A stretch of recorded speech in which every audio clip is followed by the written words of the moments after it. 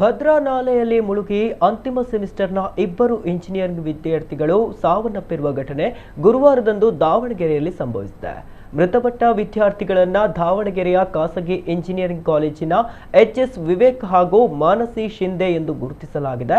4-5 ದಿನಗಳ ಹಿಂದೆಯಷ್ಟೇ ಬೆಂಗಳೂರಿನಲ್ಲಿ 2 ತಿಂಗಳ ಇಂಟರ್ನ್ಶಿಪ್ ಮುಗಿಸಿಕೊಂಡು ಬಂದಿದ್ದಂತ 6 ವಿದ್ಯಾರ್ಥಿನಿಯರ ತಂಡ ವಾಯುವಿಹಾರಕ್ಕೆಂದು ಬಂದಿದ್ದರು. ಭದ್ರಾ ನಾಲೆಯಲ್ಲಿ ಆಟವಾಡುತ್ತಿದ್ದಾಗ ವಿದ್ಯಾರ್ಥಿಗಳ ಪೈಕಿ ಓರ್ವ ಕಾಲು ಜಾರಿ ನೀರಿನ ಸೆಳೆತಕ್ಕೆ ಸಿಲುಕಿದ್ದಾರೆ.